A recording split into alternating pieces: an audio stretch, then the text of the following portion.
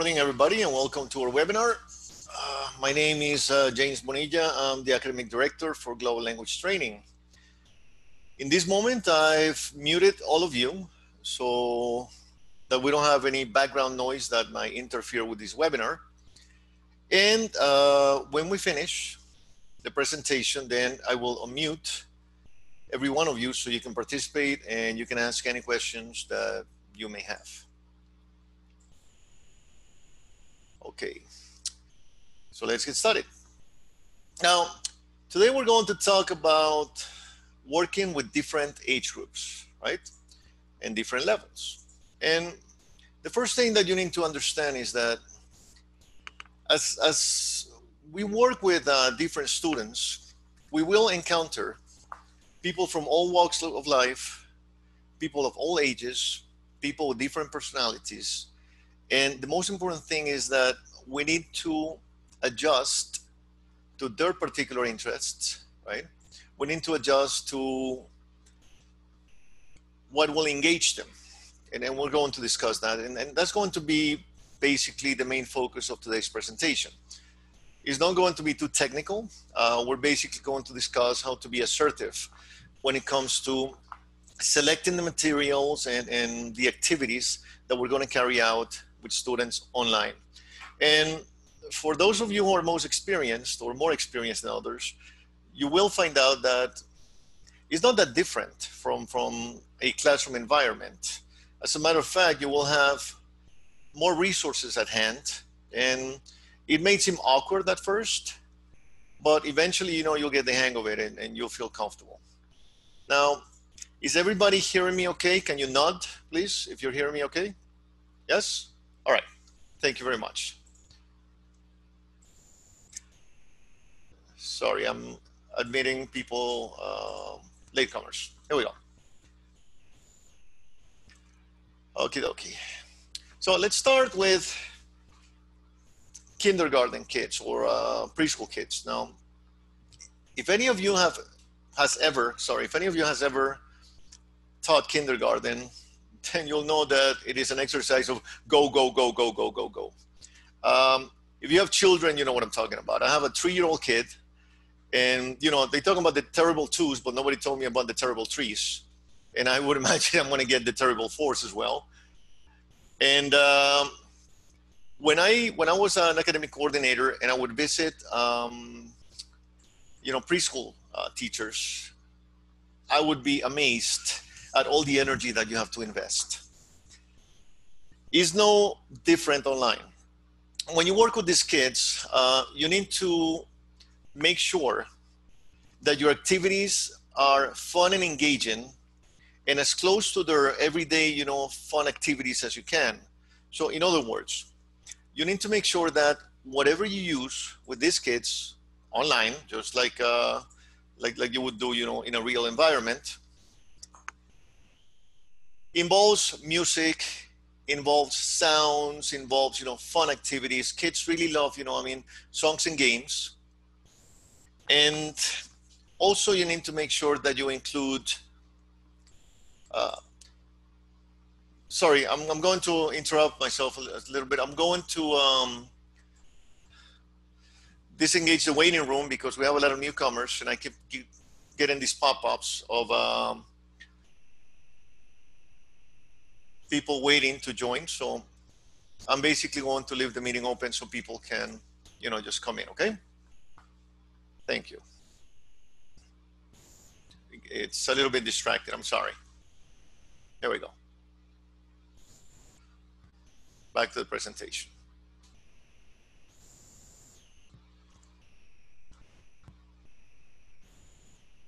Moment, I'm sorry.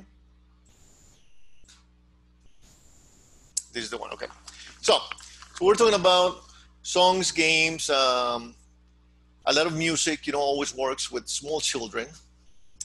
And also you want to make sure that you use a lot of colors.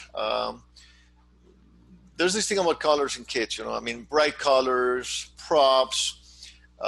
Last seminar or last webinar that we did, we showed or we spoke about the importance of having props, when you work with kids, having the little teddy bear, maybe having some sound effects ready. And most importantly, don't be afraid to use yourself as a prop. I mean, that may sound wrong, but I'm talking in the sense, don't be afraid to, make funny faces, smile, make exaggerated gestures like I'm doing right now, and say, hi, kids. And if you're not that type of personality, then maybe you shouldn't work with preschool kids, which is something I would not do. But if you do have this type of, histrionic personality and you express yourself very well, then you're probably going to be very good with preschool kids. What I like to do when I'm working with preschool kids as well is I use software. I use applications. I use whatever helps me. There are a lot of applications out there. This is one of my favorite ones. It's called Our World from National Geographic. And it's cool because if you need to teach grammar or vocabulary, you want to do it in a way that relates to the kids. Her nose. His mouth. Her hair. So you see colors over here. Then you have a little game that you can play with the kids, right? To check for understanding. Little drag and drop, for example. And this may seem tedious to some teachers, but kids love this stuff, okay? You also have songs. Songs are always good. I like learning about my body. And I like songs. And of course, puppets. Do you know a song about the body? Yes, I do. Do you want to sing with me? Yes! Here we go. And of course, you want to join in the song, and get the kids going. My body, my body.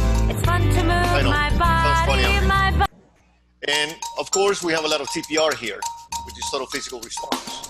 So my body, kids like to be active. My body. It's fun they like to sing, they like to move, they like the rhythm, they like the colors and stuff. You get the point, right? Okay. All right, moving along. Now, when we work with elementary school students, it's not so different than working with preschool students. The only difference is that elementary school students will begin to think for themselves. They become to be a little bit more critical. They start getting a sense of teamwork. They become more competitive. And they may even think that they know it all. I mean, they become, wise guys and wise little girls, and they always have an answer for everything. The most important thing with elementary school students, especially working online, again, is that you need to be very warm, very welcoming. You need to be very patient, but you need to be very engaging. If you don't have fun activities that go at a fast pace and have the students active all the time, you're going to lose them. One-on-one might be a little bit easier because you're interacting with the student all the time. But if you have like 5 or 10 elementary school students, it's very hard. If you're not dynamic, if you're not engaging them, it's very hard to lose them. And then you have one of them, playing with his or her phone, the other one getting distracted with her toys. So the best thing that works for me when I work with elementary school students is to encourage activities that they love, such as role play. Role plays are fantastic because, little kids like to pretend that they're big people. So if you have different students and you can create some fun role plays like going shopping or go to the arcade or whatever activities, kids are into nowadays, then that's really engaging and they really get into it. You can even encourage kids to wear costumes or to really get into character. Or again, like I said before, there's a lot of stuff out there. There's a lot of applications that you can use, right? Such as this one over here, excuse me. Or you can model, model the conversations, model the role plays. And of course, you want to select material that is relevant, to kids, okay? Unit 3, Track 1-19. I like your sweater. Did you get it recently? Sorry. Yeah. Wrong audio. It's this one. Unit 3, Track 1-19. I like your sweater. Did you get it recently? Yes. I bought it last I'm week. sorry, there's a problem here with the audio. Okay, let's just look at the role play. So you can have them, you know, first with a structured activity like this, you know, you model the conversation. Then you can have them, you know, do a semi-structured activity with them, and then have them do, you know, I mean, the dialogue taking one of the two roles. And then you can have them do an unstructured activity in which you'll have the students doing different role plays, or you can assign them little role play cards and whatnot. You get the idea. Another thing that I really like to do with students is to encourage competition. Now, are any of you familiar with something called Kahoot? Yes, okay. So what I like to do right now is very quickly, we're going to try a little game of Kahoot. For those of you who do not know what Kahoot is, it's a really cool application. You simply go to Google, right? You type in Kahoot, and then you go into the main page and you basically create a username and a password, and this will allow you to access, you know, all the different games. What I would like for some of you right now to do, and you know, a few of you, if you have your cell phone or you have your smartphone at hand or your tablet, I would like you to enter here where it says play Kahoot, enter pin here. And you're gonna get this, okay? Okay, once you're there, what I'm gonna do right now is I'm gonna give you the pin of a game that I have already opened for you guys. Okay, where did my Kahoot go? Nope, that's not it, that's not it.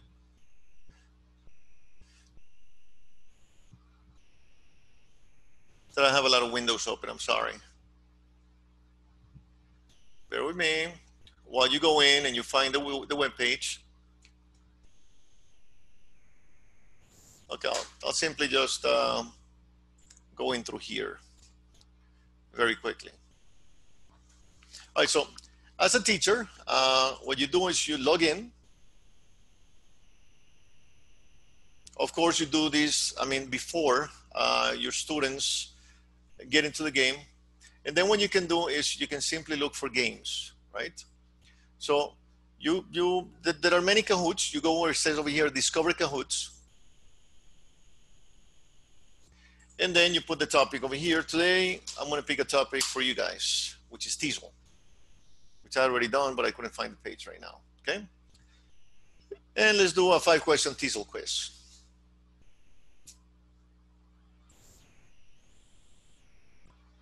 Now, if you notice, this is really cool because it tells you you can either teach or assign the Kahoot. So teach is perfect for virtual classrooms. You put teach, and then the game is going to generate a pin. I like to play classic. And in order for you guys to join the Kahoot, all you need to do is, those of you who already have it or accessed it, please put in this pin and accept, and then you will begin to see how your names begin to appear here, no matter where in the world you are.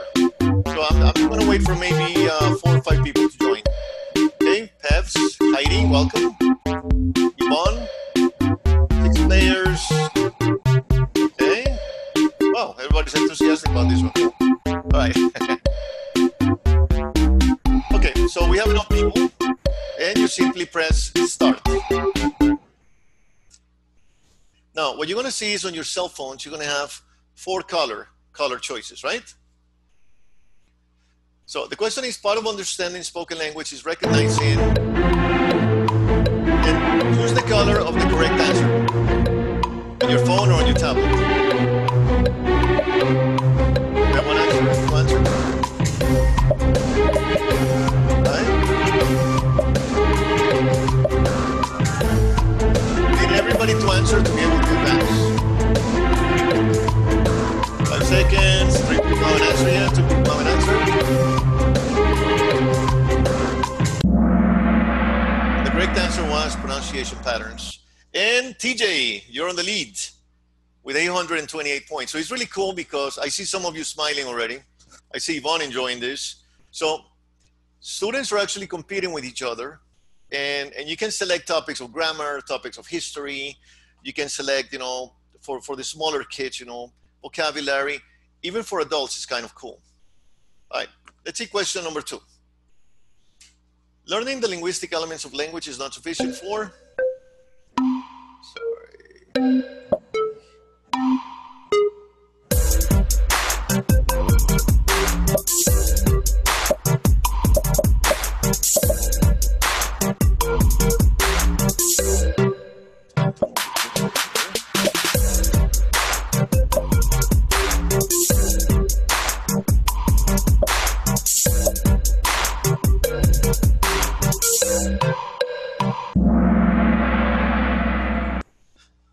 So we have a new lead. Pevs is on the lead right now. Awesome. Okay, appropriate language is learned through what?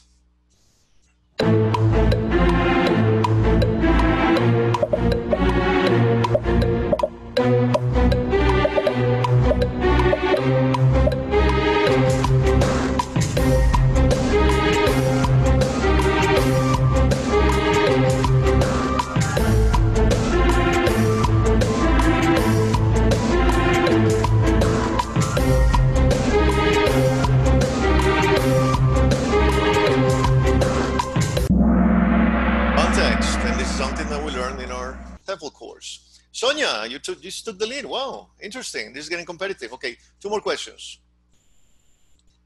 It is not a teacher's responsibility.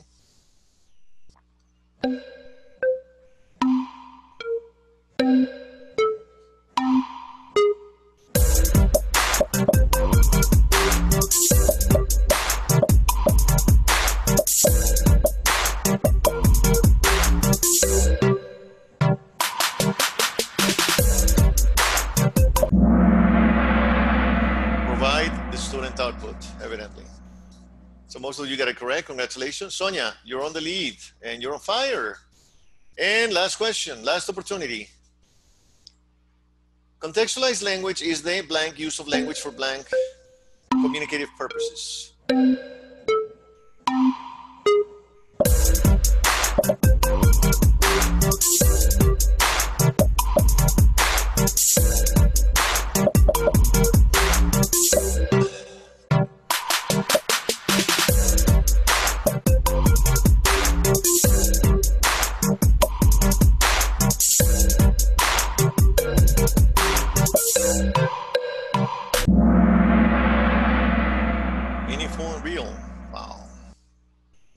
So, we have a winner. Sonia, congratulations. You're the champ.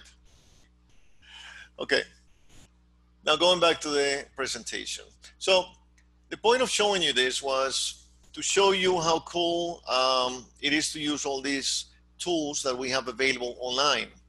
And there are many. There are so many, I mean, that you can use. Kahoot is just one of them. And also, when you do presentations like this, they're really cool to get people engaged. Another cool tool that I love to use is called a web quest. Now, web quests are activities that you can assign to elementary school students to do for homework or to promote teamwork, because you cannot do a web quest alone.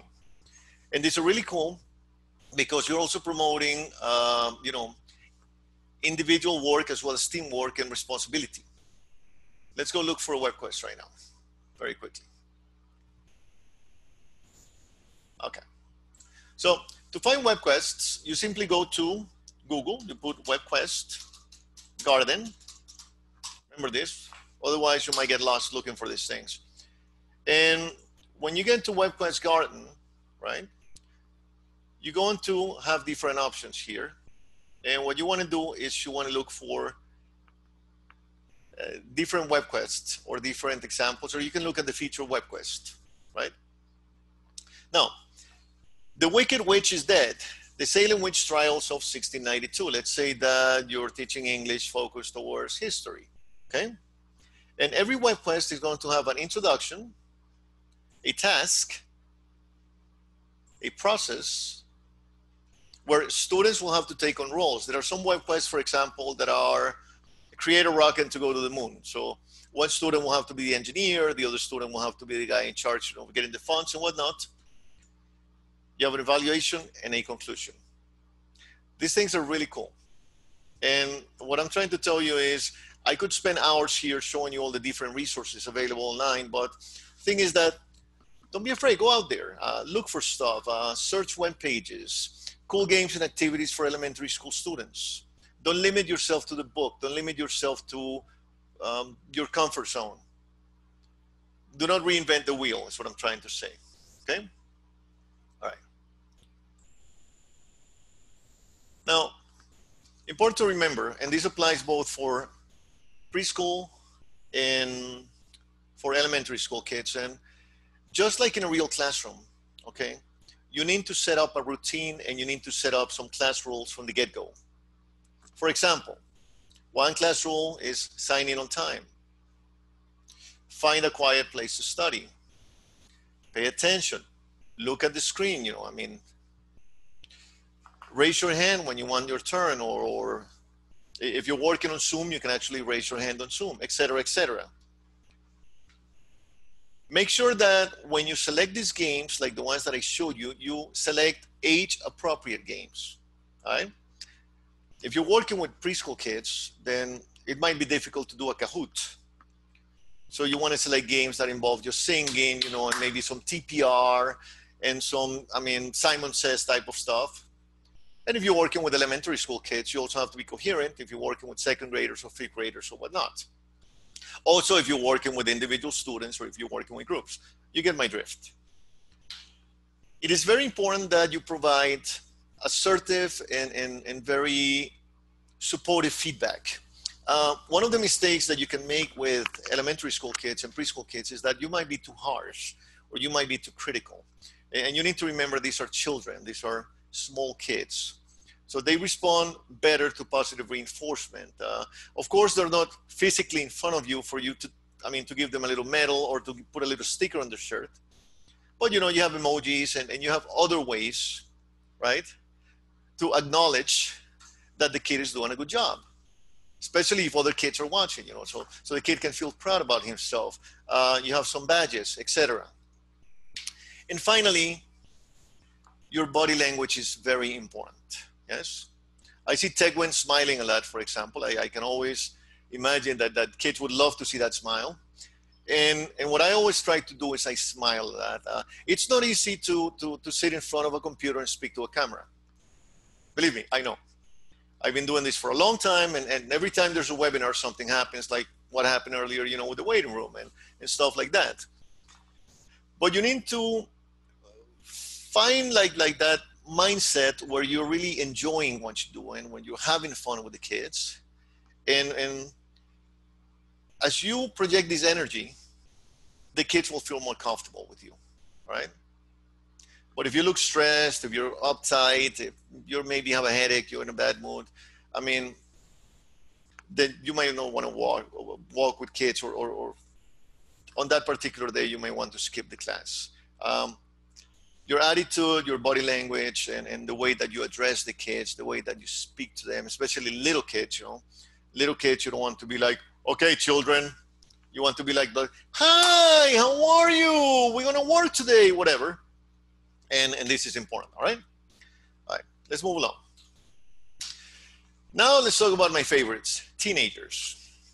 Now, some people might say, well, you know, it's probably easier to work with teenagers because they are more independent and, you know, they know more. No, they're equally difficult. Teenagers are beginning to get a sense of identity. They're beginning to get a bit, become a little bit rebellious. They question everything. They become easily disengaged. The thing with teenagers is you have to make the material or the subject matter relatable to their lives. What do I mean by relatable to their lives? It's not like when we were kids, well, with the exception of the younger teachers, that you were told you need to learn this because, and that's it, and that's the end of that. And, you know, if you don't do it well, if you don't pass the exam, if you don't get good grades, you get punished. Well, that doesn't work anymore, let me tell you.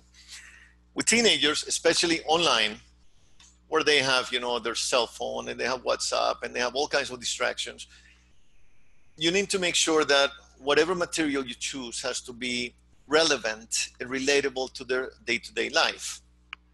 the first thing that I always recommend to do is when you have a teenage student for the first time, or a group of teenage students for the first time, you want to create rapport. You want to create that connection with them. I'm not saying become friends with them. We learn this as teachers. You don't want horizontality, but you do need to create some sort of affective connection where the teenager feels that you care about him or her, that you care about his or her interests. Personally, I don't like Justin Bieber, for example. But if I have a group of students that love Justin Bieber, then Justin Bieber it is. And Justin Bieber will be part of the conversation, and Justin Bieber will be part of the songs that we practice. I've seen teachers, for example, you know, playing Pretty Woman, walking down the street, you know, song from the 80s, working with 15-year-olds, and they were looking at him like, huh? So, I mean, it's not about what you like. So, yeah, I see Ethan smiling. You probably had an experience like that with an older teacher, right? All right, so what I like to do is I like to conduct a survey. There are many ways of doing it. I mean, you can do it with electronic surveys, you can do SurveyMonkey, or you can simply ask them. The thing when you ask them straight up on the first time, they might be reluctant, or they might be a little bit shy. But through a survey, what do you learn? You learn what music they like, what they're into, what social media they prefer, what interests they have, what makes them tick. And once you have an idea of what a teenager likes and what a teenager is passionate about, whether it be art, music, as a high school teacher, I realized that when I taught literature, and I gave my students different choices of projects. Some would create a model, some would, you know, do a fashion show, some would do a written report, some would like to do some audiovisual report or media. Then that's how you get them engaged. That's how you get them interested. Okay. Now, do not be afraid to use the social media applications. Okay. Snapchat, for example, is a great tool if you want them to, you know, produce a little bit more spoken English. Like create a Snapchat video, create a funny Snapchat video in English, you know what I mean? So we can all have some fun, whatever. You can use, what is the name of this one? Instagram. You can ask them to maybe write a cool quote on Instagram. I mean, you get the idea. For the younger teachers, it's probably easier because, I mean, you're more familiar with the technology, you know, and the tools available out there. For older guys like me, well, then we have to get with it. I never used Twitter before. I didn't use Instagram, and TikTok and Snapchat to me were like, what is this, you know?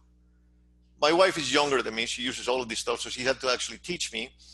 And then when I started implementing these things, you know, I mean, because, you know, I'm a dinosaur.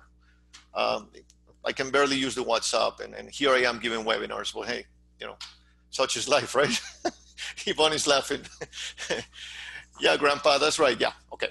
So don't be afraid to use all of these things, because now you're making the content relatable to their everyday experience, to their everyday life. You have them using the applications that they use, you know, to connect with their friends, especially now in these times of quarantine, especially now that kids are isolated. You know, social media is the way to go. Don't be afraid to create a blog. Don't be afraid to create, you know, a social group with your students. In other words, take advantage of the technology. Don't fight it. And most importantly, be careful with teenagers. Again, the feedback has to be positive. It has to be very, I mean, to the point. It has to be relevant. Good job, or you need to improve is not acceptable. And you need to be careful the way that you correct teenagers, especially if you have a group of 5 or 10 or 20 teenagers, you know, and they're listening to what's going on. You do not want to be too harsh, because they're very self-conscious about their image and very self-conscious about what other students think about them. So be careful of this, especially if you have a student that is distracted during the class. And of course, you know, you're looking at the screen, and what I'm doing these webinars is that I try to surf through all the different windows so I can see you guys and get an idea of the body language, whether I have you engaged or not. Do not go, hey, Don. Well, Don is engaged, of course, but Do not go, excuse me, Don, you seem distracted. Would you please concentrate and pay attention? Thank you. And Don right now is like, Don is mortified. Everybody's looking at her. And yeah, tears, right? I hate this teacher. I don't want class with this guy, right? So, I mean, careful, especially for the older teachers. We come from a different world. We come from a different mentality, and we need to adapt to the times. We live in a different world right now. So, and teenagers, do not underestimate teenagers. Do not underestimate what they can do. If you give them freedom to pursue what they like, then you get awesome results. On a personal note, I worked Beowulf in original, Old English with a group of 10th graders. Everybody thought I was crazy. They said, Beowulf, dude, they're going to lynch you after the first week. No, because I had them investigate the genealogy, of the ancient Norway, whatever. Then we watched the movie before reading the book. And to some of you will be like, what? No, that got him engaged. And that helped us visualize as we went through all the different, chapters of the book. And we spoke about, the human nature of the characters and the frailness and the historical aspect. And then as a final project, aside from the essay that they had to turn in, I said, well, how many of you guys like to work with, architecture? Oh, no. Me. Okay, so your final project is going to be building, the hall or the beer hall where they celebrate after the battles, building a model. Oh, can we do it with using this software? Yeah. Can we do it physically? Awesome. And this girl said, teacher, can we do, James, can we do a fashion show, doing a contrast of the fashion of the era, the whatever, or the people at the time and the cultural aspects, and the values that represented. Awesome. Another kid said, can I do, representation of the weapons that they used and what they meant to the status, versus the bling bling that we use now, the cell phone that you have and whatever. And I was amazed at the things that they turned in, One kid even did a Drakkar, which is a Viking boat, in perfect detail. So you'll be surprised what kids can come up with, especially in a virtual environment. Of course, I'm referring to a face-to-face environment. In a virtual environment, they will come up with even more amazing things. So you got to give them freedom. You got to give them independence. You got to give them credit.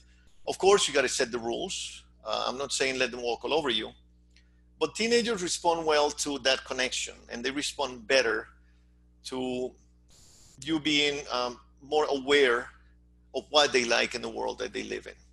Okay? Now, some basic recommendations is, again, create that report. You need to create that report. I know what some teachers tell me. They say, well, I'm not here for students to like me. I'm here to teach. Yeah, that doesn't work.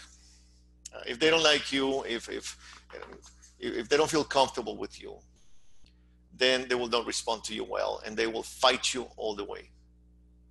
Right? And they will not work with you, especially on an online environment, which is much more difficult.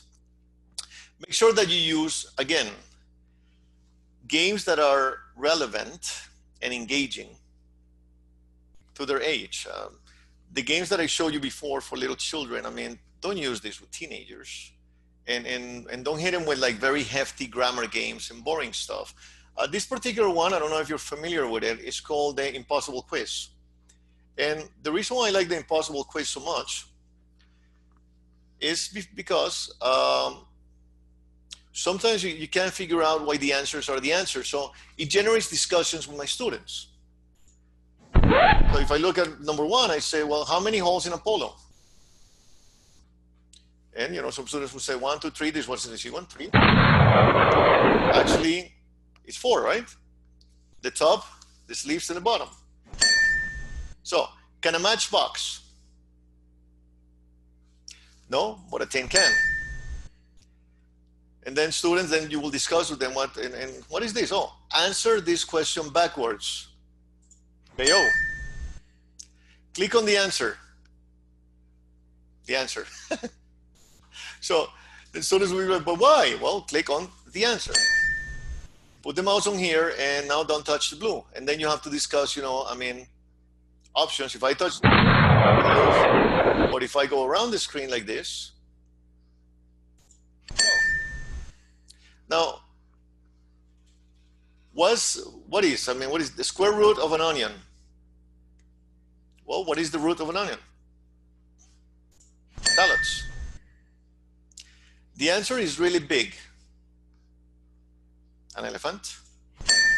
Anyhow, you get the point, right?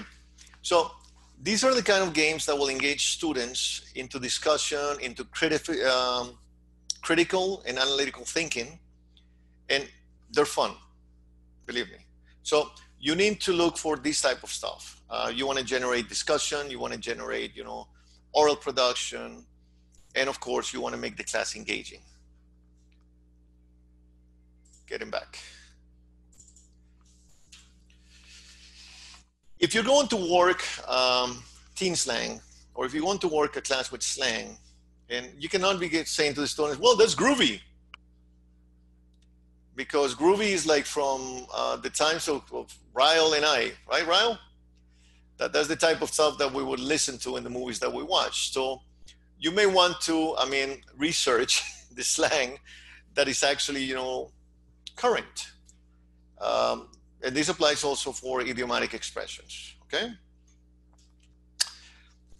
As I said before, teenagers are very self-conscious about their image and about the way that other people see them. So you need to be careful with that. You need to be careful not to scold them too hard, not to be too harsh, or not to ridicule them, especially in front of other teenagers, because then you'll lose them, and that's the end of that.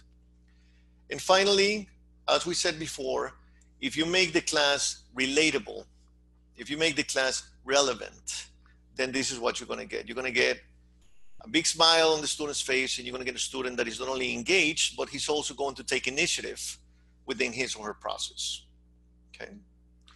And you're probably saying, well, I thought this was a class on how to work with groups online. As I said at the beginning, whether it's face-to-face or online, the only difference is the medium. Face-to-face is actually easier to engage students because you can actually approach them, they feel your presence. Online is much more difficult, and that's why I'm making so much emphasis on this, on making sure that students are engaged and that students are enjoying the class and that students find the content relevant. Otherwise, that's the end of that, okay? All right. Now, adults. And you probably say, no, well, that's easy. No.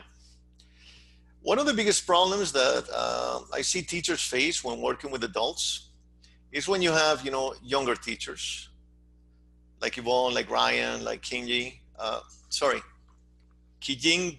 is that correct? If I misspell your names, I'm sorry, I'm terrible. So as a younger teacher, it might be intimidating to work with an older student. I've seen this happen a lot. Probably you have, your 25-year-old student, 25-year-old teacher, and you get a 55-year-old student who is an engineer, who has this and so many degrees and so much experience in life, and you might be like mortified, thinking, oh my God, how am I going to handle this? And especially when you have a big group of teachers. First thing to bear in mind is that, yes, they're older than you, they're more experienced, but you are the teacher. And they're looking for you because you have a set skill that they need to acquire. You're the one that has the linguistic ability. You're the one that has the training. You're the one that has the skills. So the first thing with adults is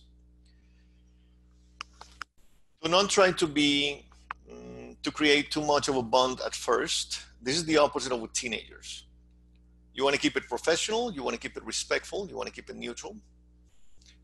When I work with adults, I smile and this and that, but I'm very formal in the way that I address them. Right? Don't try to be too casual. That might not go well, especially with older students. As they let go and as they start talking to you, and as they start, warming up to you, then you follow suit. But you have to be very assertive, right? And you have to be very careful. Now, with adults, opposite from teenagers and from kids, especially older adults will always insist on you explaining structure. So with adults, you have to make a little more of a stronger, emphasis on explaining structures. And I know this goes against communicative approach and the way that we are taught that we have to teach the language. And we are told that we have to teach the language within context. And I totally agree. I completely agree. The problem is that if you're dealing with an old dog like me, and I'm used to, Natalie just smiled, and I'm used to, formulas and structures, and I need to understand, and I need to know where the verb is, and I need to know where the adjective is, then adapt yourself to what the student wants and the student needs. And they, little by little, move them towards the other side of the force, to the good side of the force, so to speak. Now, what do I mean by this? If a student is very adamant about you teaching him or her structures, then do so. But then explain to them how, it would be better to, let's try something different. Let's see it in context, and then we analyze the structure and this and that. Don't go against the student. These are adults, okay? And you also have to remember that adults have a greater motivation than younger students. Adults are doing this not because they are being forced to, like most younger students do, but because they need to, or they want to, or they need to learn English, or they're going to lose their job, or they want to get a promotion, right? So they're a lot more anxious about the process, a lot more serious about the process. And if you say, well, you have to trust me because I'm the teacher, we're going to do things this way, then that's a no-no, okay? You have to win them over, explain to them the why, and this is something that you're going to see a lot with older students, right? Once you get them to warm up to you, once you get them to trust you with the right arguments, then you can begin to, propose different strategies and this and that. Now, this I'm talking about when you have certain freedom in your class. If you're working for one of these companies that has a set methodology, and they tell you you have to do it this way, then you have to do it that way. Of course, I understand that. But if you're working, in a university environment, or you're working, as a private teacher or whatnot, then you have more freedom. So be more assertive, right? I do understand that the notional functional approach does not work. We all know that. That's like teaching somebody how to play basketball, by telling them, okay, you have to stand 10 feet away from the hoop, and you have to launch the ball, in a 47-degree angle, making sure that you apply 3.7 newtons of force, and the ball has 32 pounds per square inch, and the ball has to strike the board, at exactly 3.7, newtons of force in a 33-degree angle, so it goes to the hoop, and then here's the ball. Boom! What happened? I gave you the formula. It's the same thing as when we gave a formula to a student and we expect them to use the language correctly. There will be no process of synapses. There will be no process of metacognition. And this is something that we explain to them. And at first, yeah, we can humor them, but then very slowly, that's what I mean by bringing them to the other side of the force. I'm a Star Wars fan, so I like to make a lot of quotes. When you teach idioms and you teach jargon, again, age appropriate, relevant to the adult's reality. You don't want to use, or you don't want to teach them teenage jargon unless they're interested in understanding what the hell their teenage, kids are saying to them. I have a 17-year-old daughter. I know you're saying, what? You have a 17-year-old daughter, a 3-year-old daughter, a 3-year-old son, and a 7-month-old baby. Yeah, that's me. Whatever. And half of the time, I don't understand half of the stuff that she writes to me or she texts me. I'm like, so literally, I look at my phone and I have to, go on Google and say, LOL, large old, no. Oh, laughing out loud, okay. And I answer. And Yvonne, I know you're laughing. You're probably saying, yeah, well, I have the same problem with my father. So Sonia is laughing too. So if you have teenagers, you understand what I'm saying, right? So a cool tool that you may want to use with adults when you have to teach structures is EnglishClub.com, and there's another one called EnglishPage.com. Here you will find very comprehensive, grammar explanations, but you will also find games and interactive activities. So it's not so, so grammarly, so to speak. And another page that I like to use with adults is called English Page. The first one is englishclub.com, and the second one is englishpage.com. Especially when adults are asking you, listen, I want to do some activities, I want to practice, can you leave me some homework? And you're like, okay. Maybe you don't have the application, you don't want to be sending these people, PDFs. Then you can relate them to one of these pages, all right? Okay. Back to the presentation.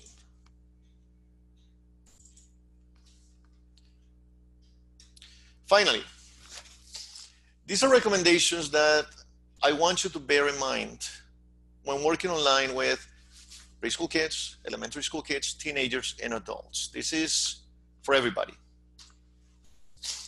Learning has to be active. Active. What do I mean by that? Your students are the protagonists, whether they're preschool kids or whether they're adults. You have to make sure that they are engaged, they're doing a lot of activities, that you're not sitting there talking like I am right now. This is a very bad example. Well, this is a webinar, of course, but you can't get away with this in a class. In a face-to-face class, yeah, maybe you can get away with a long lecture because, in between the lecture, you can engage the audience and you can ask questions. And maybe, if Regina is distracted, she's not, I know you're looking at me, Regina, but if Regina is distracted, I can say, hey, Regina, so, and get them engaged. You will not get away with this in an online environment. It's impossible. Students will get bored. You may have a situation like what happens to me at home. I can't do this at my house, evidently, because we would have Samuel, my kid, showing his face on the screen saying, hello, beauty colors. Or he would simply just turn off the switch on my computer, which he did once in the middle of a class. So you also have to remember that your students are at home. There might be distractions, and some are more focused than others. So you want to keep them active all the time, okay? And most importantly, chunk. What do I mean by chunk? When you present information, make sure you do not exceed 8 to 10 minutes in a topic, like we've done with each one of these slides, right? You don't want to stay or overextend yourself on a particular topic, because then you will lose your students, okay? So what you want to do is, if you're going to present different concepts, you want to chunk them. It may be 8 to 10 minute, periods, which are still too long. If you're going to present video, do not present a 1 hour video. You won't do anything with that. I've seen this happen 1,000 times. For me to work a 3-minute video clip, it takes me about an hour and a half of class. A 3-minute video clip. Why? Because I do a pre-listening activity, and I do, a discussion and preparation, vocabulary. Then as we watch the video, I will ask questions as we're watching the video about what they're seeing, about the context, about what's going on, this and that. And then I'll go from general questions to medium questions to very specific questions, and then to a follow-up discussion. And then you keep things moving. Add images, always use images. I don't know if you noticed in my presentations, for those of you who have been here, this is my first webinar with me, there is no text whatsoever on the PowerPoint slides. And there's a reason for this. Your brain can either read or listen, but it cannot do both things simultaneously. And you can look it up if you want.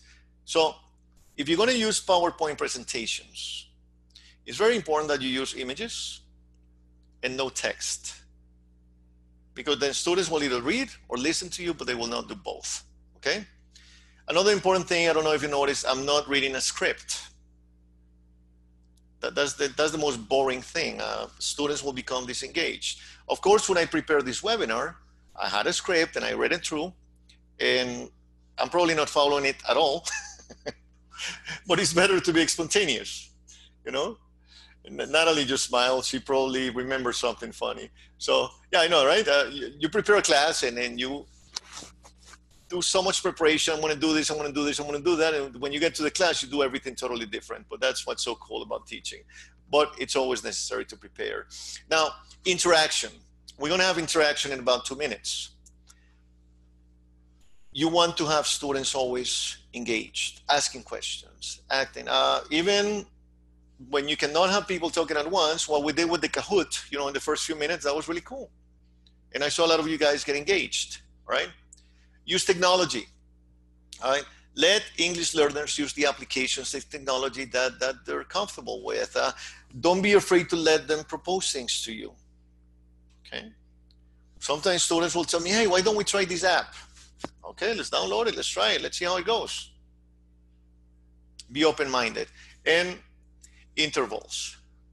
You want to have, again, little intervals to make sure that it doesn't get boring and people don't fall asleep on you, okay?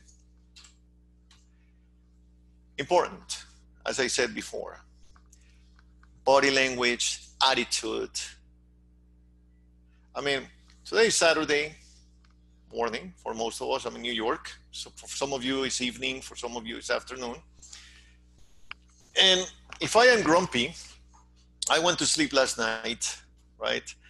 And I decided to have a couple of beers. Maybe my kid had a bad night. I woke up in a bad mood.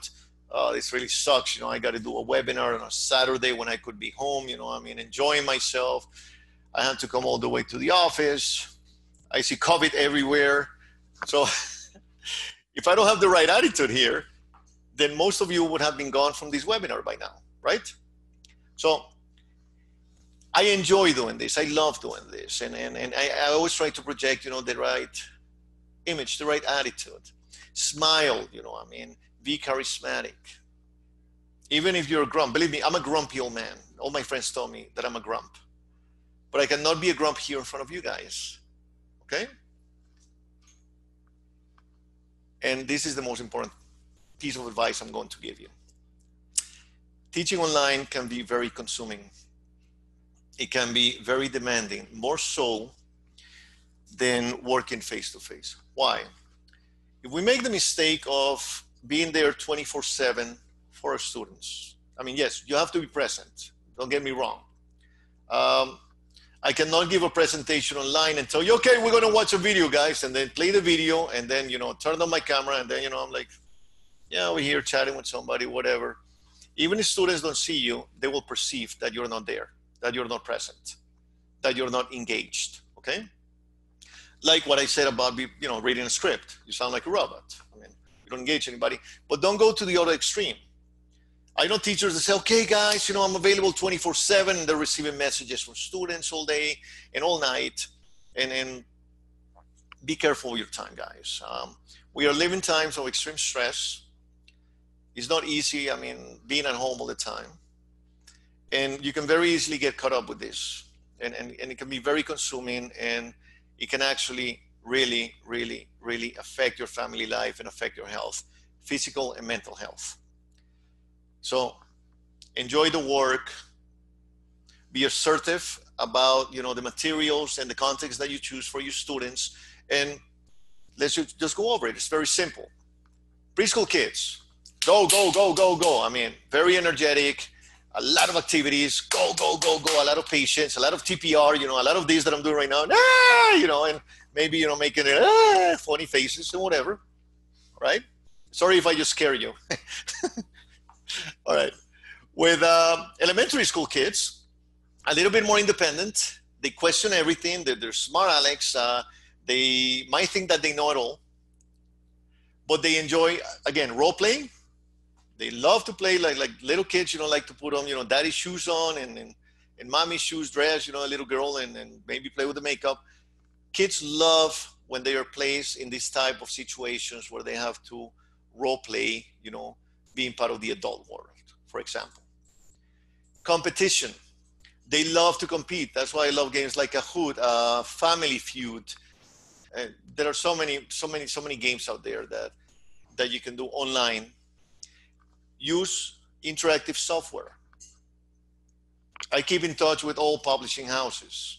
I always try to get, whatever I can, presentation tools. So I have some from Macmillan, some from Nat Geo. I have friend teachers that say, hey man, did you get anything new lately? Oh yeah, I got this presentation tool from Oxford. Oh, cool. Can you share it with me? Again, networking is the best thing you can do in the teaching profession. You can go online and find, online activities, worksheets that you can assign to your students. But again, everything has to be interactive to keep them engaged. Be very assertive about the way that you give feedback and you correct your elementary school children and your preschool children, all right? You don't want to be intimidating. You don't want to scare them. That's what you don't want to do.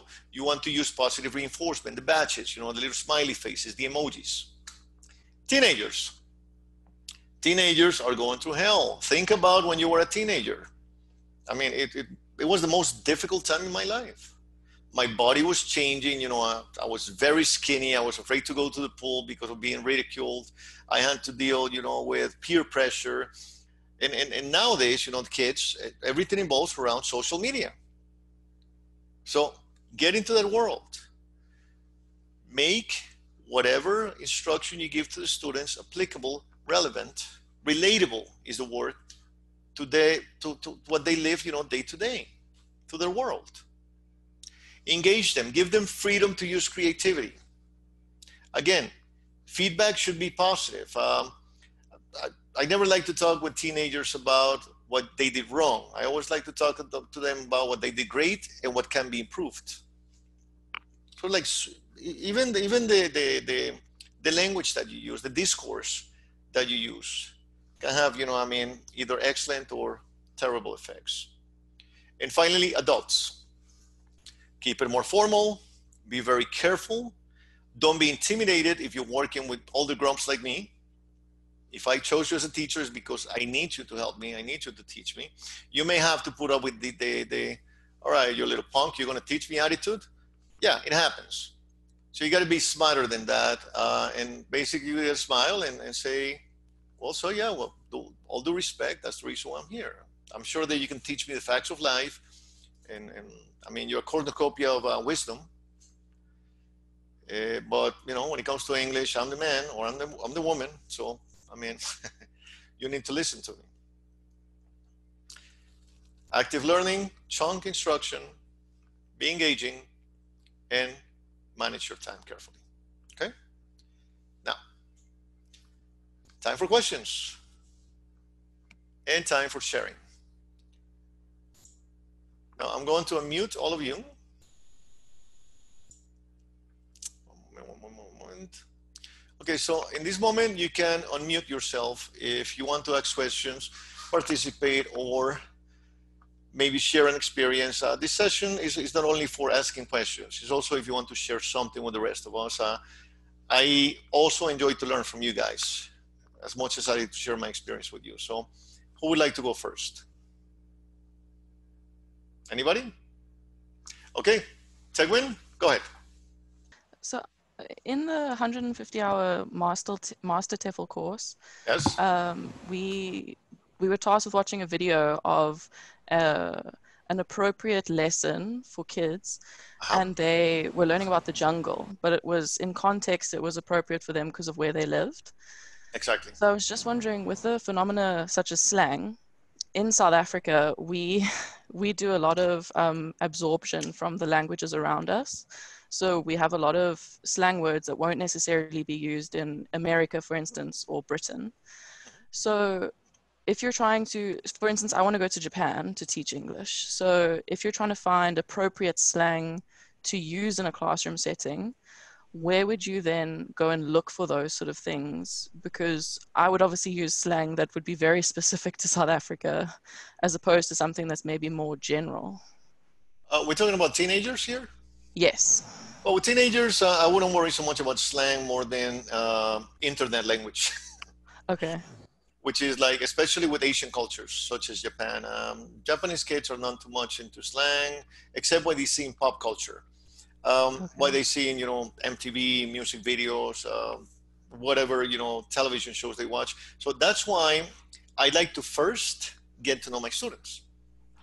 And when I do that survey, and then I have an idea of what they listen to, what they watch, what they read, what they do, which social media they use, then that will give me an idea of what kind of context or what kind of subject matter I'm going to teach, including slang. Okay. Right? I also just wanted to ask, you sort of answered one of my questions about when you're working for a specific school, sometimes they give you mandated protocols for giving lessons and what Yes. texts you're allowed to use. If you feel that you could maybe use an online resource to help the students, for instance, like the games you mentioned, what's the protocol for perhaps asking a company or an organization if you're allowed to use something like that in a classroom? Well, normally you're given a material to use and you're supposed to follow a curriculum. So as long as whatever you choose basically complements that material and that curriculum, it's okay. My recommendation, however, is always ask your coordinator. You're going to have a supervisor or a coordinator, and you tell them, look, we're going to work the simple pass tomorrow, and you know, I have the material and this and that. Would it be okay if I use this? Okay. And then it's always best to ask. And every company has different policies, and every coordinator is different. I was a academic coordinator, and I was a school principal, and I was a lot different from my peers. A lot of times, you know, teachers will ask me this question. I would say, well, are you the teacher or am I the teacher? And they would say, well, I'm the teacher. I would say, well, roll with it and let me know how it goes. If it works, fantastic. Do you mind if I watch? You know, maybe I can give you some suggestions, but then you may have other coordinators that say, well, Teguen, it's my way or the highway. Okay. This is the way we do things here. We're not interested in you being creative. We're interested in you doing what you're told. So again, it all depends who you're working with. Okay, thank you. No problem. Anybody else? Nobody? Okay, Dawn. Hi. First, I want to thank you for such an incredibly helpful and engaging presentation, because I learned a lot. I'm pushing 50, and I'm having a little bit of a hurdle with the interactive online activities and websites. So that's been very helpful. My question is more around transitioning from the classroom environment. I'm a Montessori trained teacher, and I work with the youngest age group. But I have worked in camp situations and team facilitation, age 18 months through 18 years. And so I want to talk a little bit about how to set up my teaching environment at home, and if you guys have any tips. I'm just starting your TEFL program, and I'm, having challenges a little bit around just, noise canceling and how to create an engaging environment where I can wake up at whatever hour and work with the students. We did a webinar about 2 weeks ago, specifically on that, on how to decorate your classroom and use props and all that, okay. Which we are going to publish on the page once it's edited, because when I do these things, as a human being that I am, I make mistakes. That's normal. But very quickly, to answer your question, environment, simple rules. A good camera, so your students can see you clearly. I always use, an HD camera. It's not a big investment. This one I got for like $30, okay? A very good headset.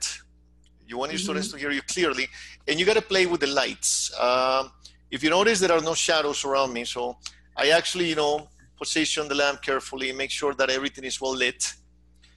Your background should always be preferably 2 walls, like the ones I have behind me. You want to have maybe maps or posters, like in the background. It's always going to have a little whiteboard. I always use one of those. Yeah. You also want to have, depending on the context or the students you're working with, if you're going to be working with younger students, you want to have a lot of color around. So some plush toys, some little toy animals, some very, really cool posters. A map is fundamental for me, because with a map, you can ask 1,000 questions. Where you live, where you want to go, have you ever been to this place, what is the city like, what not. A poster, preferably with the ABCs, in different colors. Yeah. Maybe another poster with numbers. And some kind of poster where you give, your personal touch. What you can do, and let me show you right now very quickly. So I can give you a suggestion while we wait for the for the video to get published?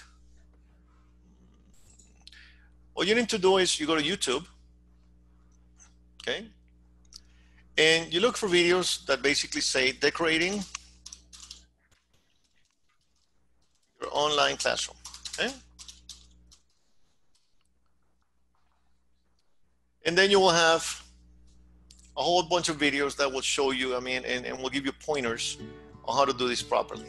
Hi guys, Okay, so my name is Sean. notice the background, see? So we got Sean, she's got little animals, she's got a welcome sign and this and that. You browse through different videos. The ones from VIP Kids are really cool. And they show you how to do a very cool setup. See what I'm talking about here? The letters, the map, okay? Which was, like right now, it's like 44, which is nothing, but by my standards, that's the way that she started. That's what you don't want to have, right? A lot of people clicking like. So basically, and then, the first a thing little I decoration got change for my the whole thing. classroom was this sign right here. And the chalkboard sign That should give you an idea. It's all about maybe doing a little research. And like I said, again, plush toys are great. I like to use stuffed animals. When you see me in my other video, you probably laugh at me because I'm like, hi, my name is Monkey. Hi, Monkey. Hey, hi, dog. How are you? Well, I'm kind of bored doing this webinar. And I will use things like a microphone, I have the microphone over here. Okay, kid, now you repeat. And I'll put the microphone up to the camera. Stuff like that, really works. Thank you, James. That's awesome. My pleasure. Okay, anybody else?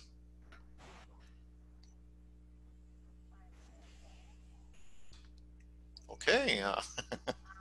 Okay, Tegwen. Sorry to ask another one. Oh, please. That's what I'm here for.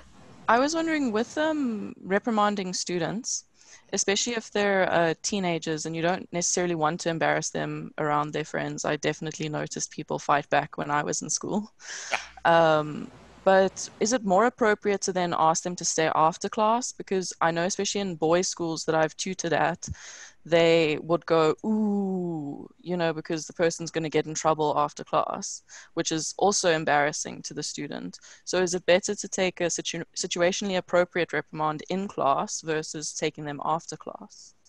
Well, one of the things that I've never done is taking a student out of the class. One, because in most countries and most states it's illegal. Basically, you're denying the right for education. But I never confront a student in front of other students, because then you get the wolf pack, effect. So they will all gather around them and they will all go against you. And that student will hate you for life.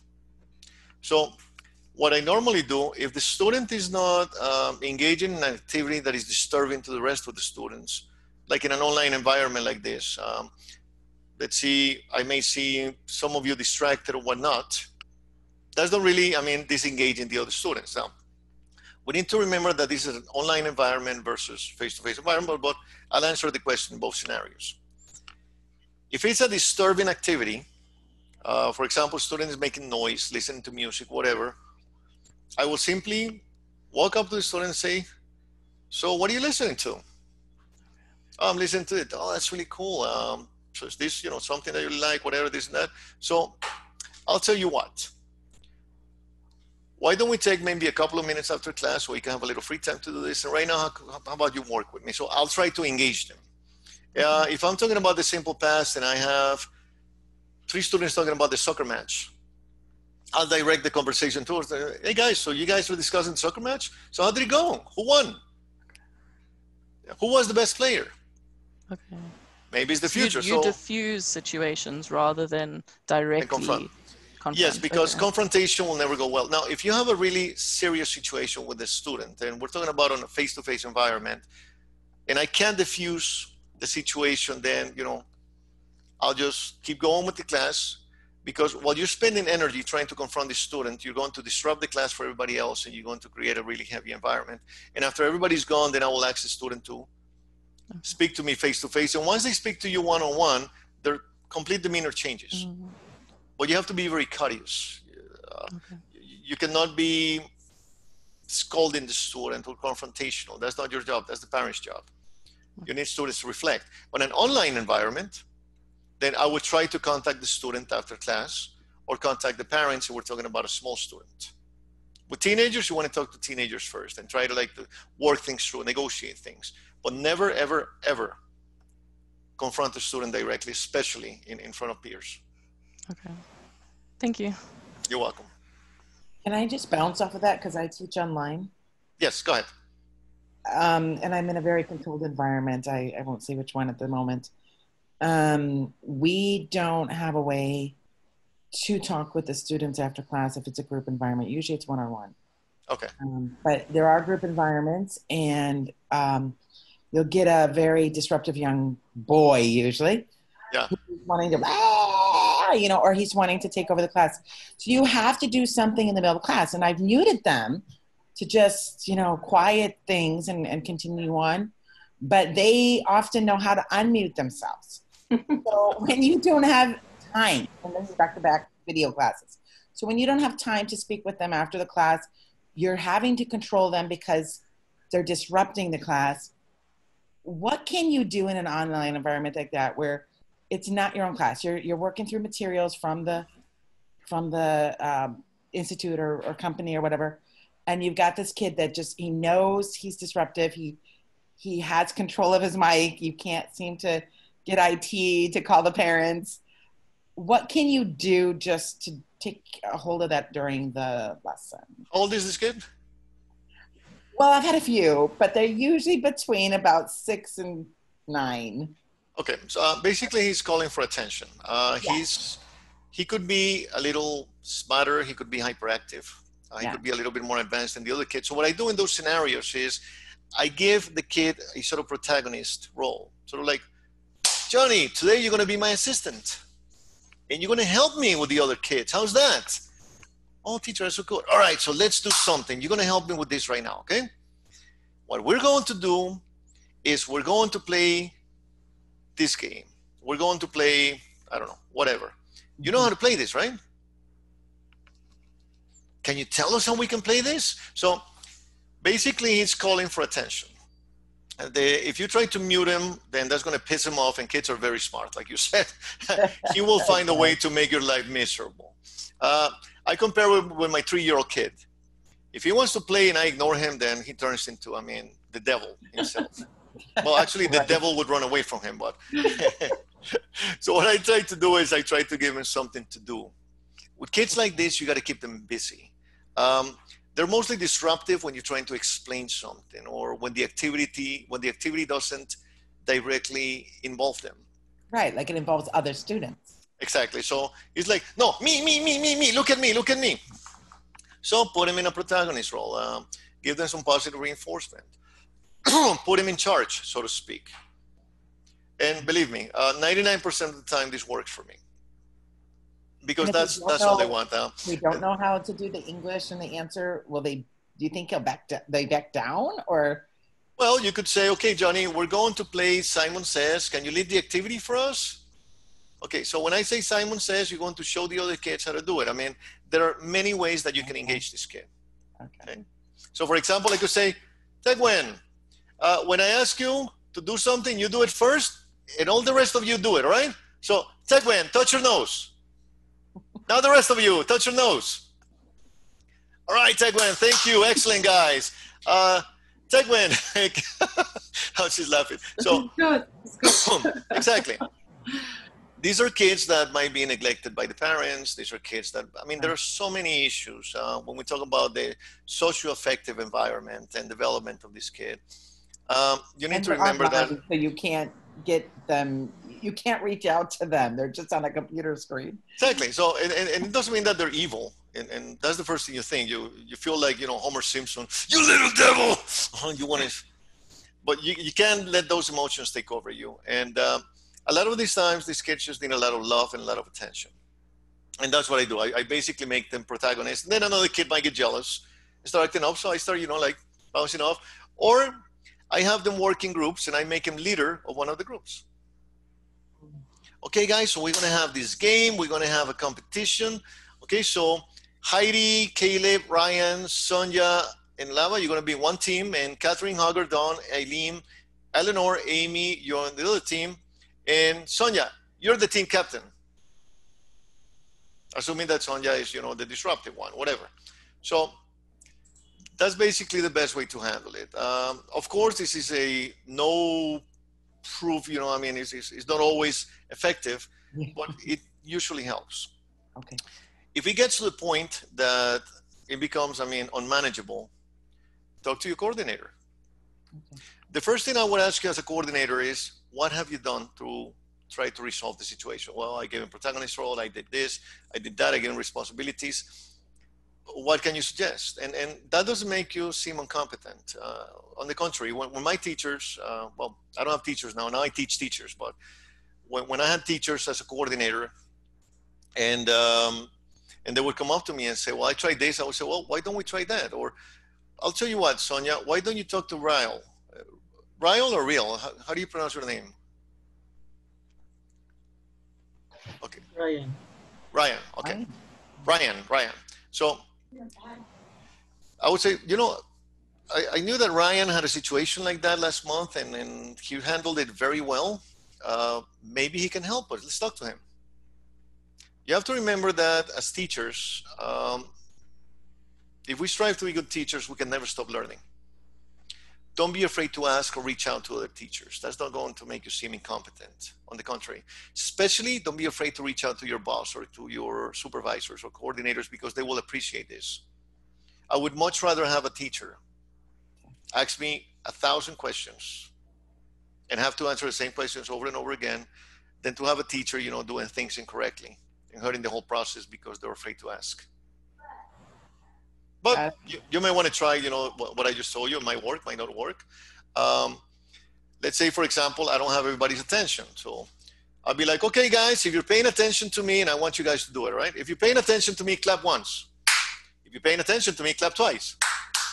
If you're paying attention to me, clap 3 times. By the 3rd or 4th clap, everybody will be like this. These are easy ways to engage people. Face-to-face and also in an online environment without being, aggressive. Or another thing with kids, sorry if I'm overextending myself, they love to push your buttons.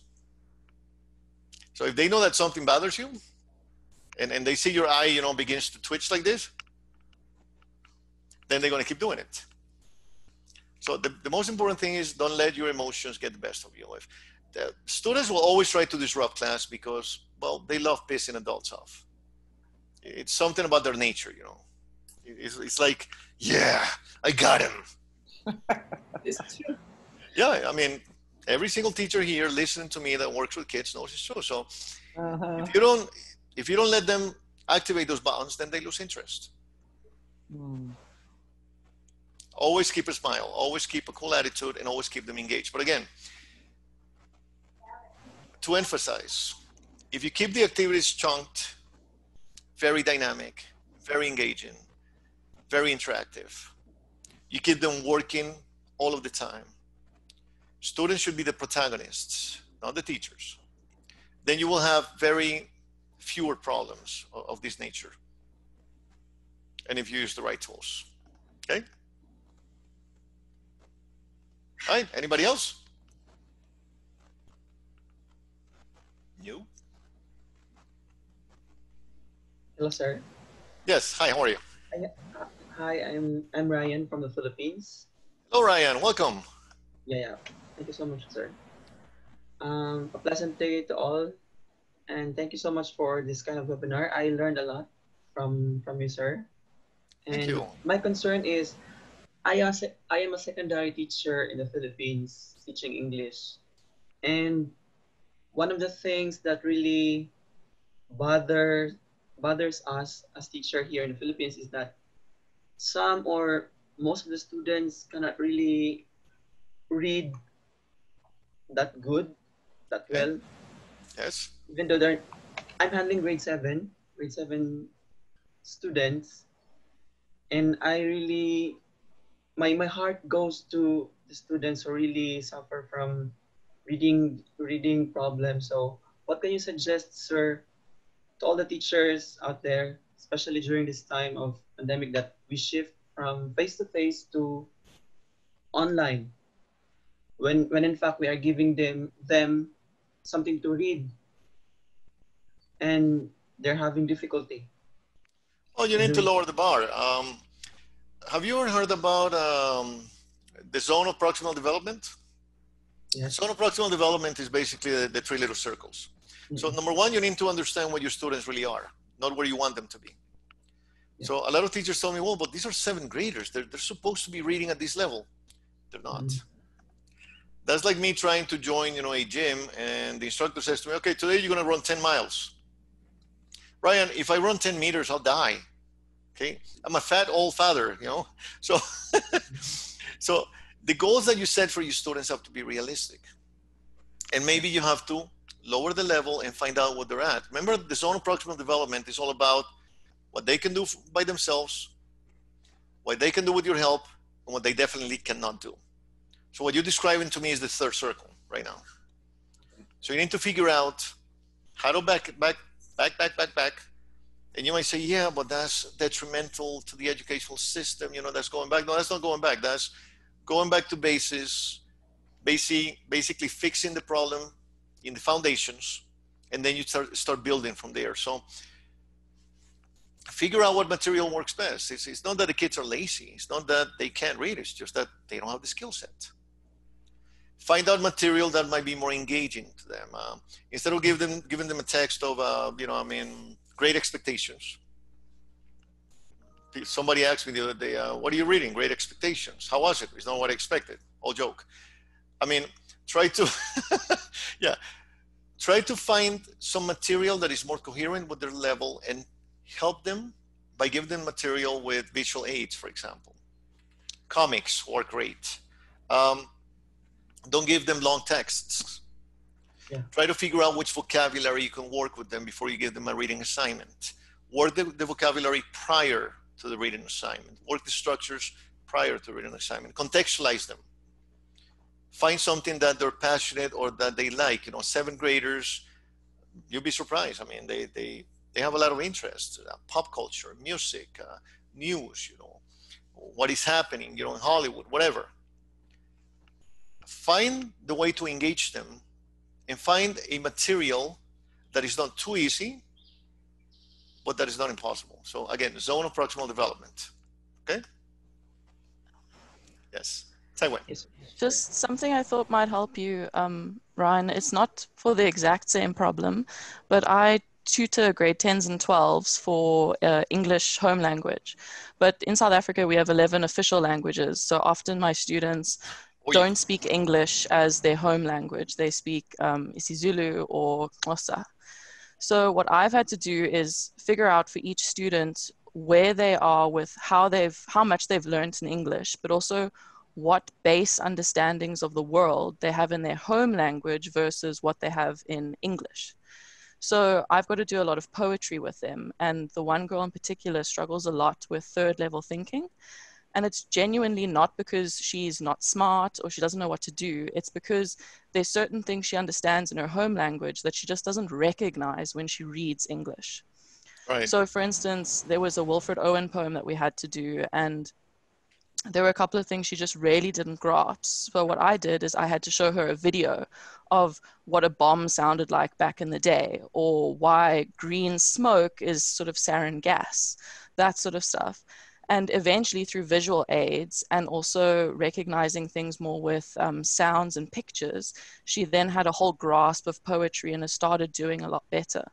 And it took a lot of extra work, but it helped her a lot. And I think for your setting, perhaps a lot more of your students struggle with similar things. Whereas in South Africa, the average English classroom has people of many different proficiencies and background languages in one class.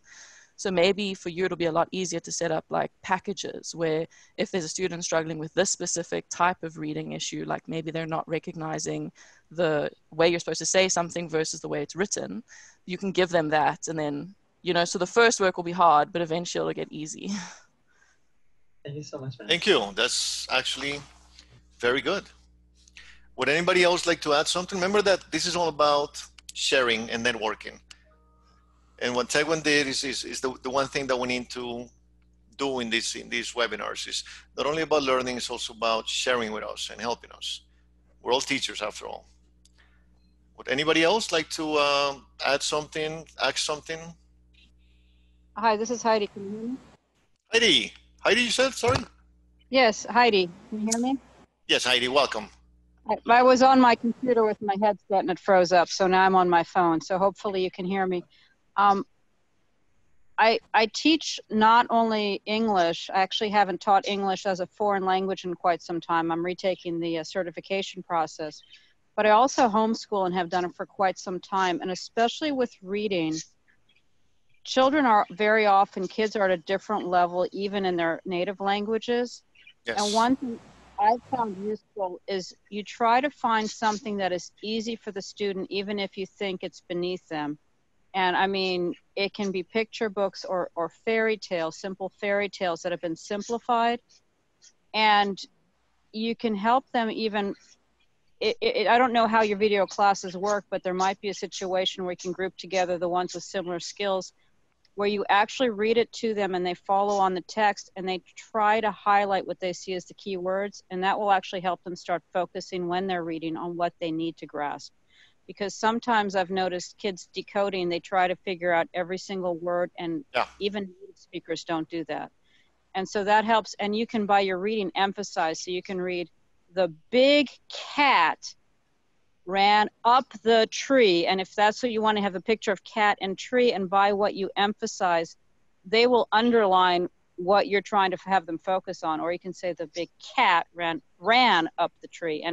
And by once again, I think you get my point, by focusing the words when you read to them, you help them grasp, what do they really need to know? Is it about where and when something happened? Is it about the subject and what it's doing? And that can maybe help them on their own start learning how to focus. Thank you, Heidi. And that complements pretty well what we were saying right now, and you're absolutely right. So that takes us back to zone of proximal development. So again, it's not what your expectations are, but where they actually at. And like Heidi said, you might think that they are beneath, but you have to place yourself realistically. And what she said is very, very valuable. Fairy tales, comics, emphasize. Very good, Heidi. Thank you very much. I have Caleb and I have Ryan who want to speak. Caleb, are you here? So I'm a little bit behind everyone here. I got the link to this webinar from a friend who's teaching English, and I'm looking to get into teaching English. I just graduated school, and I was wondering where would be the best place to go? How would I get into finding a class to learn and start teaching English? Oh, you can train with us. Our company is Global Language Training, as you can see behind me. And our website is, for some reason I can't open my chat, but let's access the website right now so you can see it. Oh, by the way, sorry. Let me share the screen with you guys. Again, another typical mistake. There we go.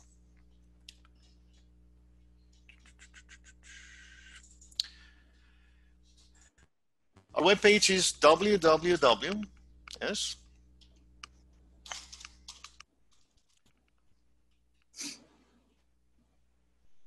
One second, please. globaltefl.uk.com.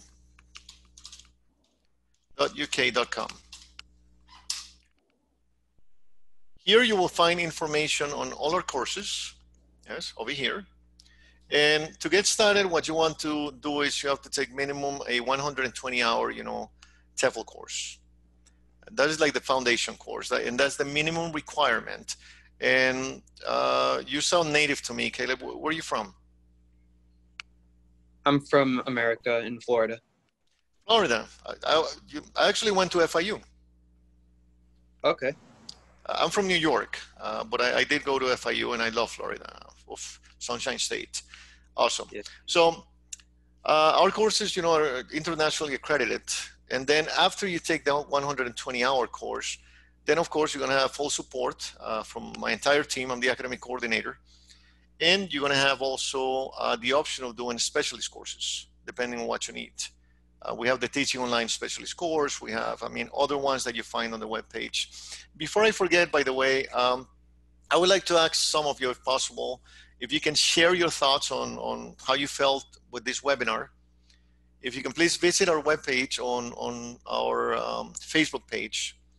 You find it as a Global Language Training or Global TEFL/TESOL.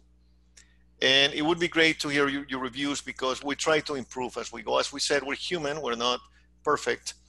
And we're open to any suggestions. And it's cool to know how these things went because we're doing them weekly, by the way. You guys are invited to come every single week. Next week we have another webinar coming, and every single week. I think next week I'm going to speak about developing listening skills while teaching online. If you bear with me for 1 second, I'm going to, because I do a lot of these things, so I have an agenda. Well, we'll get back to that in a second. So you're welcome to join us every single week, okay? Okay, let's see, what do we have for next week? Just very quickly. Sorry. Can I jump in here for a second? Okay, yes, go ahead. Jump in, please. I was going to say one thing that I like about your organization is that you're not afraid of Groupon. And especially if somebody is starting, that's a good way to find some of your classes and not feel like you're throwing all of your eggs in one basket. And then the second thing was, like I said, I'm not currently teaching English. I'm hoping, I was planning this coming spring to be doing it in Poland, but I don't think this coming spring we're going anywhere, so maybe the following year. However, what you've done today talking about teaching online is extremely useful because even a lot of the classes I taught in person in co-ops had to move online, and I've learned so many tools that I think your class is really not just limited to teaching English. Your examples are about teaching English, but it's really been insightful, a lot of the tools you gave us today, and I appreciate that. Thank you, Heidi. I've been an educator for 26 years, and I've taught English literature. I've been an economics professor. I'm also a business manager. So basically I have a general scope, and I am an academic, but more importantly, I am a teacher. And I guess my best advice to you, and I can see it in you, hearing your discourse, is to have a passion for this. You sound to me like you've read a lot, and based on the language that you use, I can tell that you've studied a lot, and that shows dedication to the profession. We have to take this, and Caleb, my best advice to you, my dear young man, when I started this, I was fresh out of the Marines, didn't know what to do with my life. I had studied business management, business marketing actually at FIU, because it sounded like something, cool, but it's not what I wanted. And when I discovered this profession, after 26 years, I'm the happiest guy in the world. This is a passion, a lot of tears, a lot of smiles, a lot of good moments, a lot of unhappy moments, but it's very rewarding. And congratulations on starting on this path, and you will be very successful as long as you continue, with that interest and that passion, but always keep that passion alive. I'm 52 years old, but I'm a kid, I'm a kid at heart. And you can tell that. I have 3 people raising their hands. We're going to take those 3 questions, and then we'll wrap it up. And please do not forget to visit our Facebook page and give us your feedback. It would be greatly appreciated. And be, please, brutally blunt and brutally honest. I take, feedback very well. Okay, I got Michelle. Hi. Thank you for taking my question, and thank you for presenting this today. I currently teach English online to Chinese students in the morning, and then I teach, and those are group classes, but then I also teach English online to adults here in America through a government program offered by the college. It's free for the students to attend. And so one of the problems that we're having, especially right now, is with the adults in the evening is student retention. We were originally in class face-to-face, and we had a lot more of the students to show up for class on a regular basis. But now that we've gone online, to teaching classes via, I guess, Zoom, technology, internet, and children at home and stuff, how can we get these adults to continue with their classes? That's a tricky question, and let me tell you why. There are so many factors right now with this pandemic, including the economic factor. I have friends who had English institutes and they literally went broke. Not because they were not successful doing the online transition, but because people, have other economic concerns at the moment. That could be one factor. Another factor could be the level of motivation from the students in the sense that, are they in the right environment to learn? Are they stressed at home? Do they have the right mindset, to continue taking their classes? So there's only so much that you can do. Of course, keeping your classes relevant, keeping your classes, engaging, keeping your classes from a perspective that tells, especially adults, what benefit am I going to get from this? If I'm going to invest my money and my time on these classes, what benefit is that going to bring me? And yes, we can tell them, yes, English is very important and this and that, and it's the language by excellence and whatnot. But right now, I'm a father, I got to buy diapers, I got to take care of my kids. My job just went half, I'm into its normal volume. And why does it make sense to me to spend time on this versus spending time with my family or spend my money on other things? So you could be the greatest teacher in the world. And most of you are in the moment that you feel passion for it. And your students could love your classes and they could adore your classes. But again, there's only so much you can do because there are so many external factors that come into play. The best thing that you can do, as I said, is keep your classes motivating. Motivating, yes, I'm sorry. And one rule of thumb that I have for my classes is my students never know what I'm going to do in the next class. So my classes can become tedious. And if you watch, for example, maybe the videos of my webinars, there are no two webinars like. And you want to keep like that, like that wow effect, what is this guy going to come up next? And also, you got to make sure that whatever you teach is relevant. If I sit here talking about theory and Chomsky, Vygotsky, Dostoevsky, and all the Oskis and this and that, and the work of Jim Cummins, and, most of you would have left by now.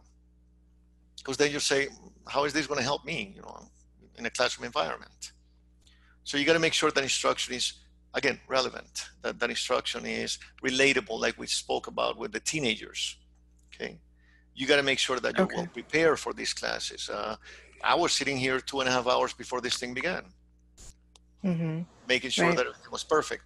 And because students will perceive this, and if they perceive that you're engaged, that you're serious, that you're passionate, that you care, then that will keep them coming back to you because they feel that they're getting something for their investment. Aside from that, economic factors and outside factors, there's nothing you can do about that. Okay. Thank you for your feedback. I appreciate it. My pleasure. Caleb, you wanted to ask something else? No? Okay. Yes? No? No, I just forgot to put down my hand. Sorry. Okay, no problem. Don't worry. I Okay, just last wanted one. to add something for Caleb quickly. Caleb, the reason I chose Global TEFL over the other options online is specifically for their accreditation. I also reached out to the company and had a few questions. They got back to me in a speedy manner with answering all my questions. And once you actually start the course, there's a lot of resources during the course. At the end of each module, there's an extensive extra resource pack if you'd like to learn more. I've also been fortunate enough to study at a university, and I found I've been using my linguistics and psychology background while doing the course, particularly in module 2 and 3. So I thought that was quite nice because there's things that I've learned before that are really being put into practice. And they're very sneaky so that while you're learning the course and studying, you are actually being taught in the way that they tell you to teach other people. So there's, you get the videos in between. Sometimes there's music or different things like that. So you're actually being taught in practice, which I think lacks in some other organizations that offer TEFL courses. So from a personal perspective, I just think it's very wholesome in the way that they teach you because you're also seeing how you should teach in the future. And you can mark down which modules you've completed and all of that. So you can even track what you're doing. You never really forget what's happening. And at the beginning of each module, you get a very extensive guideline of what you should expect in that module, which is a really, really nice thing to sort of manage your time throughout your studies. And there's also an online forum, so you can talk to other people if you get lost, and you get assigned a tutor, which is very, very helpful. That sounds good. Thank you for that information. Thank you, Tegwin. Actually, Tegwin, it would be great if you leave us a review. Fantastic. We would really appreciate it. Also, as you mentioned, thank you. That's very important because that's my department. I head, you know, the creation of courses and design and this and that. We're creating some new courses right now, and that's very valuable feedback. I'll keep that in mind. I really appreciate it. Okay, that being said, thank you all. I really enjoyed being here with you. Keep learning, keep working. Those of you who are graduates or taking courses with us, or Caleb, you will be a future student, I hope. Remember that we're here for you. My whole team, it's available, like Tegwin said, when you reach to us, and many a times you will get direct answers from myself. We're always there, and whatever you need from us, that's what we're here for. Godspeed to you all. God bless, and have a great weekend.